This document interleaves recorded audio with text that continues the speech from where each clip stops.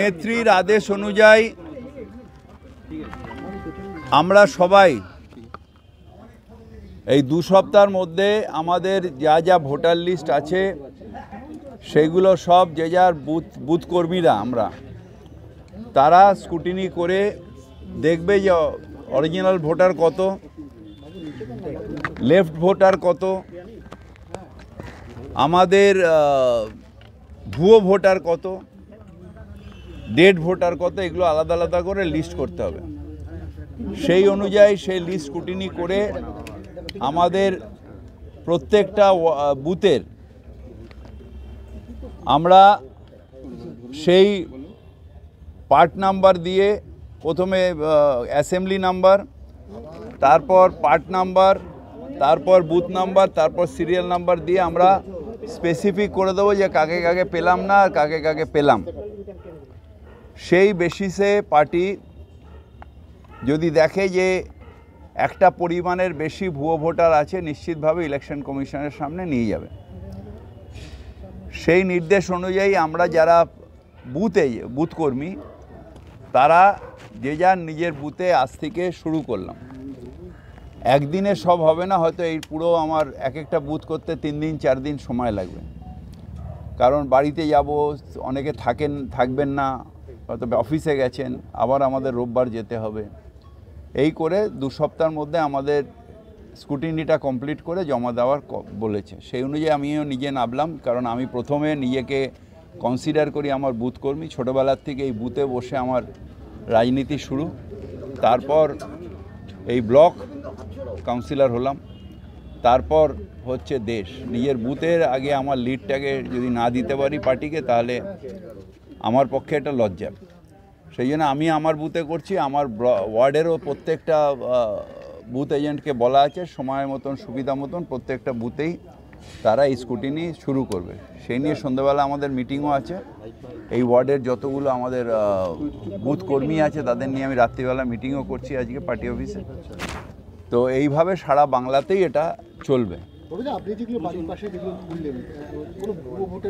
কয়েকটা পেয়েছি, কয়েকটা লেফট ভোটার পেয়েছি। আমি তো সবে, যেহেতু আপনারা রয়েছেন, আমাদের তো ওইভাবে করতে পারছি না, ওই জন্য আপনাদের করার পরে আবার আমাকে বেরোতে হবে। আমি বেরোবো না, অ্যাকচুয়ালি ওরা বেরোবে।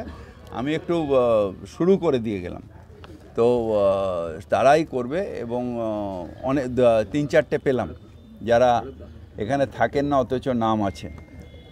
কিছু আছে যেগুলো স্পেকুলিয়াস, মানে যেগুলো যে ভোটারের এখানেও কোনো অস্তিত্ব নেই, বা আমি এই পাড়ায় জন্মেছি বড় হয়েছি দেখেছি নেই, সেরকম 3-4 জন পেলাম।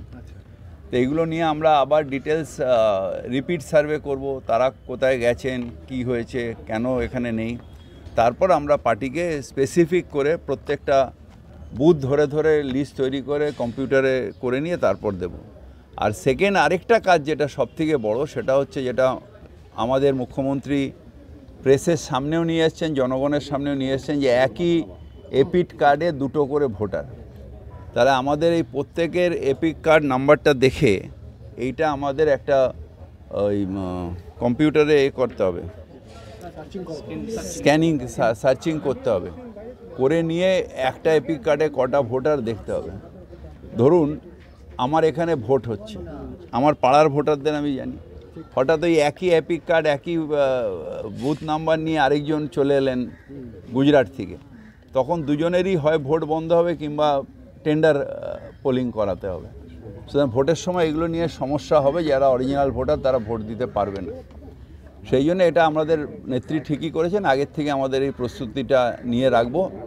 এবং তৃণমূলের অর্গানাইজেশনের কাছে বিজেপি যতই ছলচাতুরি করুক পারবে না, এইটা আমি হয়তো ওরা মহারাষ্ট্রে পেরেছে, দিল্লিতে পেরেছে, কিন্তু তৃণমূলের যে নেত্রীর যে বেস অর্গানাইজেশন, সেই বেস অর্গানাইজেশনের কাছে ওরা ধারে কাছে আসতে পারবেন না।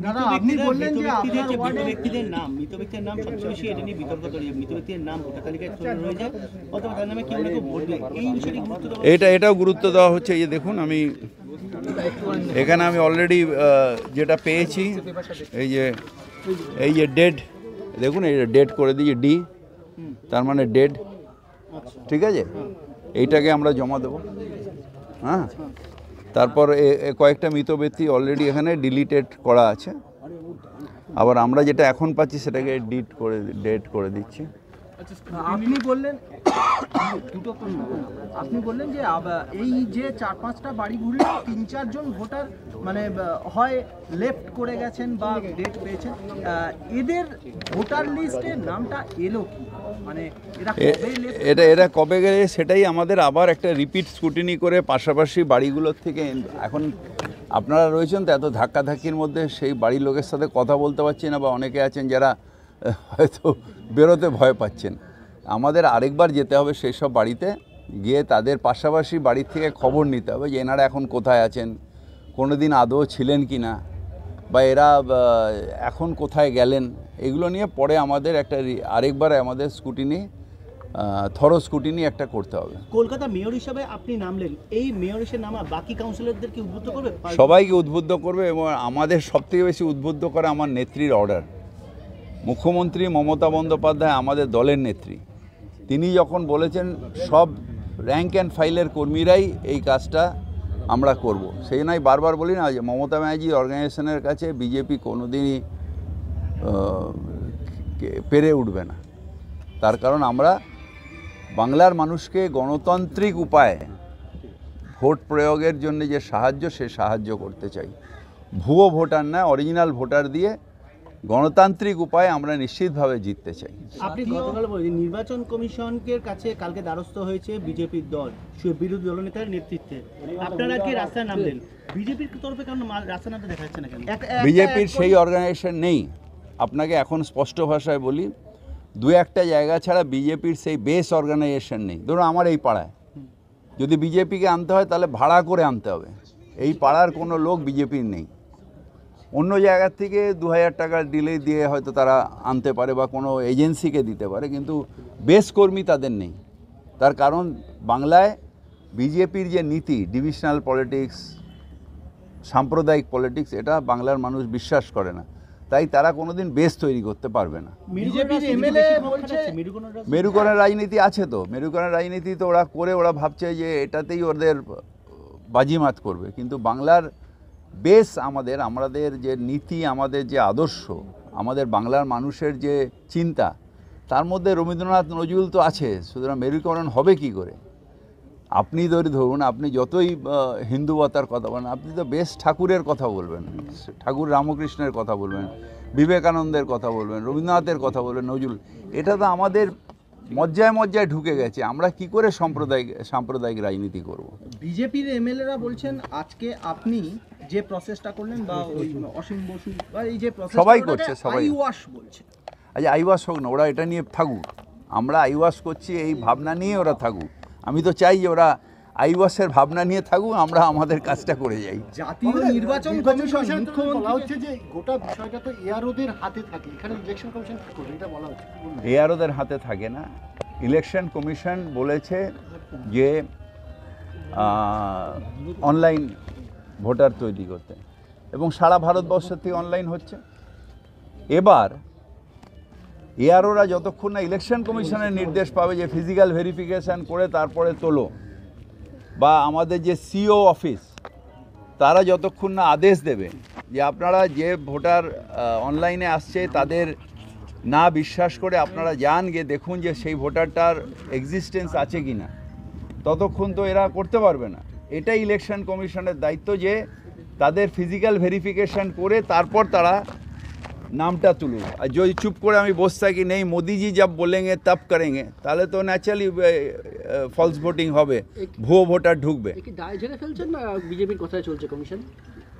দেখুন, এটা মুখ্যমন্ত্রী যেটা বলেছেন অত্যন্ত আমাদের স্পর্শকাতর, কারণ ভারতবর্ষে ইলেকশন কমিশন সবসময় 3 জন ঠিক করতে, বিরোধী দলনেতা, প্রধানমন্ত্রী, মানে যেহেতু লিডার অফ দি হাউস বা লিডার অফ দি মানে, আর লিডার অফ দি অপোজিশন, আর ভারতের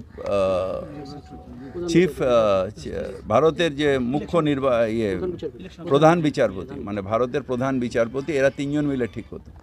হঠাৎ জুডিশিয়ারিটাকে সরিয়ে দিয়ে আমি, আমার মন্ত্রী আর বিরোধী দলনেতা, মানে 1:2, এটাতেই তো বোঝা যায় যে এরা এই ইনস্টিটিউশনটাকে খেয়ে নিতে চাইছে, এবং এই ইনস্টিটিউশনটাকে খেয়ে নিলে আজকে নরেন্দ্র মোদী আছেন, কালকে থাকবেন না, কিন্তু ভারতবর্ষ থাকবে, ভারতবর্ষে ইনস্টিটিউশন থাকবে, একটা একটা করে সব ইনস্টিটিউশন, যেটা নিরপেক্ষভাবে সিবিআইয়ের চিফ হতো, যে 3 জন মিলে ঠিক করতো, সেটাকে নষ্ট করে দিল।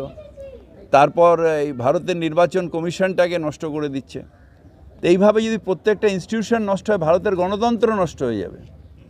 ভারতের গণতন্ত্র আছে বলেই ভারত আজকে বিশ্বসেরা, এটা মোদিজি করেননি। ভারত বিশ্বসেরা, ভারতের গণতন্ত্র আছে, ভারতের সার্বভৌমত্ব আছে, ভারতের ধর্মনিরপেক্ষতা আছে, তাই বিশ্বসেরা। যারা ধর্ম অন্ধতায় বিশ্বাস করে তারা শেষ হয়ে গেছে। যে কটা দেশ ধর্ম অন্ধতায় বিশ্বাস করেছে, তো সেই দেশ আর এগোতে পারেনি।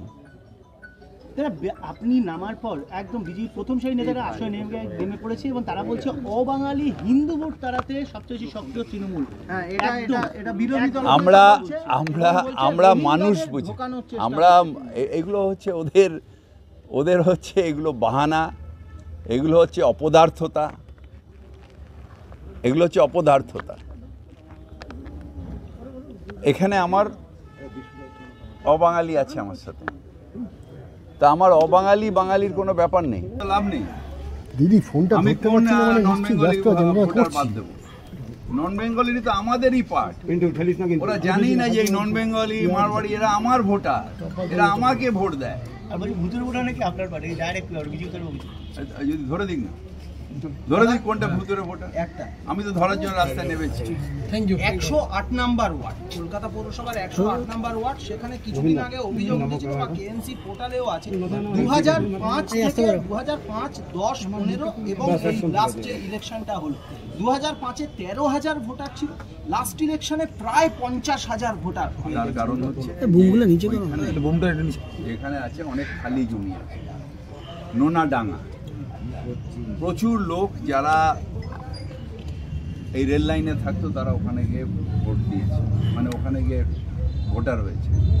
প্রচুর লোক যারা অন্য স্টেটের যারা থাকতো তারা ওখানে লিগ্যালি হোক ইলিগ্যালি হোক তারা ওখানে বাড়ি করে ওখানে রয়েছে বা এসছে। ন্যাচারালি কলকাতায় ভোটার বাড়বে, যেসব খালি জায়গা, যেসব প্রান্তিক জায়গা যেখানে এখনো ফাঁকা আছে, সেটা তো ন্যাচারাল, যেহেতু কলকাতার উন্নয়নের সাথে সামিল হতে এবং কলকাতায় রোজগার করতে প্রচুর বাইরের থেকে, স্টেটের থেকে লোক আসছে। এটা তো ঠিক যে আমাদের বাংলায় এখন রোজগার আছে, তাই বাইরের স্টেটের প্রচুর মানুষ আসছেন, এখানে কিছু কিছু জায়গায় ভোটার বাড়ছে।